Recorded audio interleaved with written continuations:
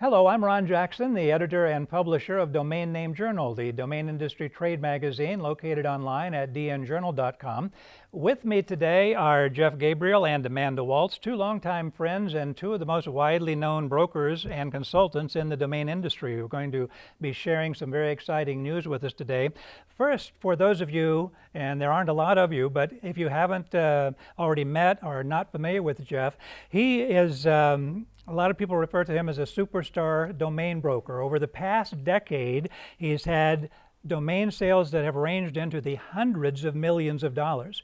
He started out with CEDO, and not long after he started there, he rang up a $13 million domain sale that was the largest ever recorded at that point in time and remains so for 8 years, all the way up until just this past summer when Voice.com was sold for $30 million. After that, Jeff went to Domain Advisors, who later rebranded as Igloo and served as the president there. And most recently, he wrapped up a 7-year career at Uniregistry, which is a great sales and also does registration services and many others that are based in the Cayman Islands. And Jeff, this was in August, moved from the Caymans back to his home area in greater Boston area in Massachusetts. Amanda, similarly, is one of the great brokers in this industry. You probably haven't heard as much about her sales because so many of Amanda's corporate clients insist on non-disclosure agreements. But insiders know that she has had some of the top sales that have happened in our business over the last 10 years or more. If you want more information, by the way, on Jeff, I meant to mention that I told his entire life story in a cover story that's in the archive at dnjournal.com that was published in 2016. Now, Jeff, I think that we have something. I guess I'm just going to have to ask you, are you ready to let the cat out of the bag? Yeah, I'm really excited to announce that Amanda and myself are launching a domain brokerage and sales consultation service. And what we're going to be doing is educating or using education to help corporate clients understand the sales process and values, and also working hand in hand with portfolio holders to help unlock the values of their portfolios, increase their return on their investments. Right. Amanda, what can you tell us about it? And I would take that a step further to say that we have been working with worldwide brands and agencies and are going to continue to do that in this new business. We feel that there are a number of brands that truly don't understand the value of what a generic or descriptive domain can do for their business. And we've just started to scratch the surface and hope to continue to do so. You know, we all love domains, and it caught my eye right away when I saw your brand name, Saw.com, and a great tagline, Be Seen, which is the entire objective of having a domain name, a website, a brand of any kind. So those who love domains are going to wonder how, because we all value one-word dictionary domains, the shorter the better, and .coms as like that's the ultimate thing to achieve as a brand, and they change hands obviously for a lot of money. So what's the story behind Saw.com? Who brought that to the table? What was the concept behind the brand that you're launching with? Well, one of the things is that the advice that we give to our customers on a regular basis is that a short, sweet, easy to spell domain name is the most important thing you can do for your business. It makes you memorable, you can advertise it, and people will remember it and tell their friends about it and create repeat business. And so if we're going to give that advice to our customers, then we should probably take our own medicine. Yep, it's a perfect example of doing that. Absolutely. Yeah. And speaking of that, as a brand, Amanda, I understand that part of your business services, I'm not sure if we went into detail on that, but you're going to offer consultation on acquiring the right kind of brand, building a brand. That'll all be part of the offering at Saw.com? Yes, absolutely. Sometimes when companies are coming to us, or in the past when they're coming to us, sometimes they have a very specific domain name that they want us to help them acquire.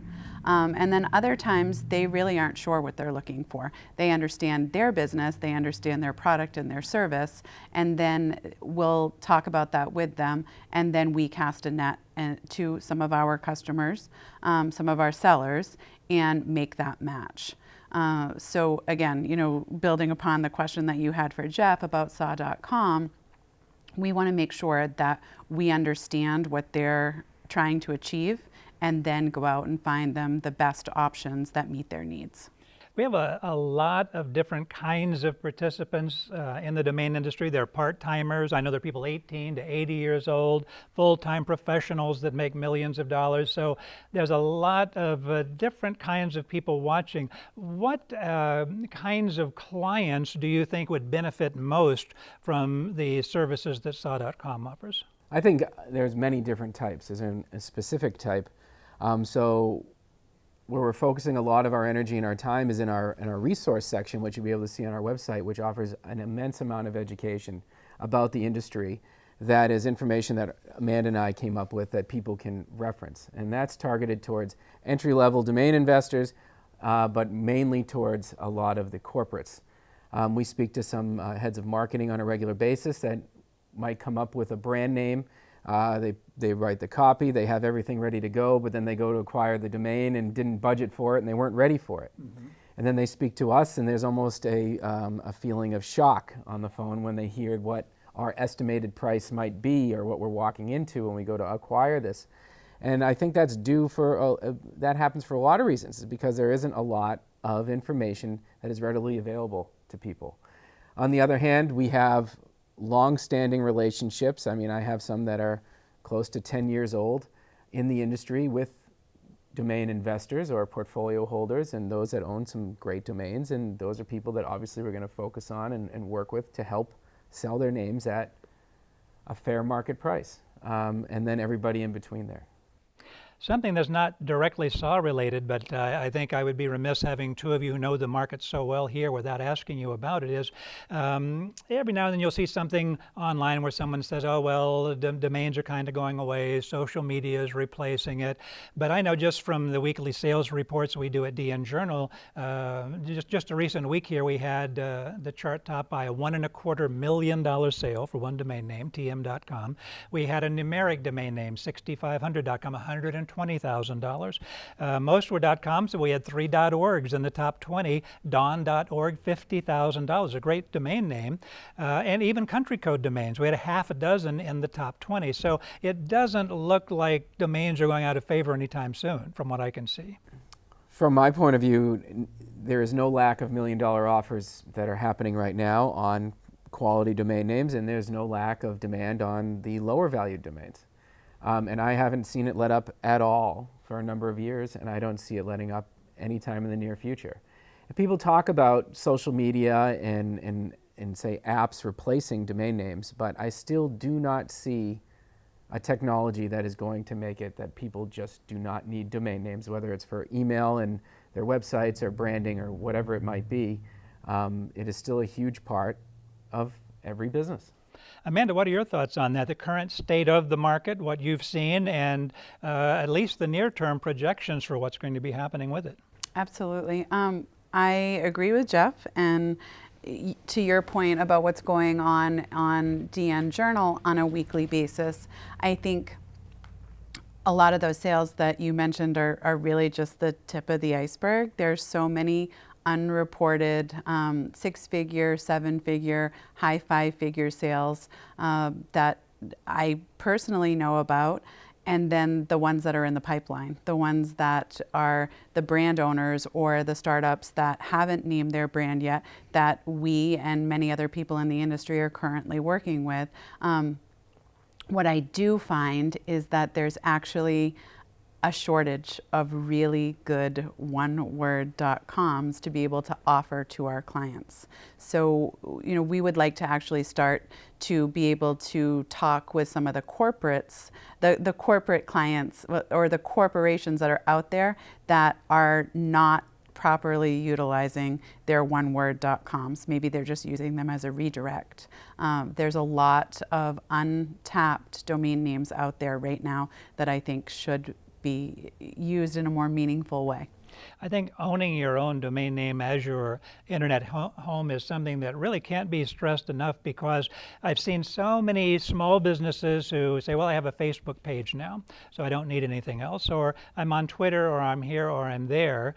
The problem is that you don't own any of that, and if you run afoul of their rules, they can pull the plug on you instantly. It can be a minor infraction, and a lot of times they won't even tell you why you were taken off. You're just gone. So basically what you've done, if you don't have a domain and website as your primary home, you're turning the keys over to your entire enterprise to someone and just say, you know, I hope that this isn't going to come back and bite me. But too many times I've seen that it has. And I guess this is the kind of thing that when the branding part of your business and protection, consulting, all of that, that's a point that you no doubt drive home consistently as well. I think social media complements a great website. The problem with social media is actually two-pronged. The first is that social media falls out of favor with particular age groups as time goes on. Additionally, whatever content you put on most social media sites isn't yours. That's right.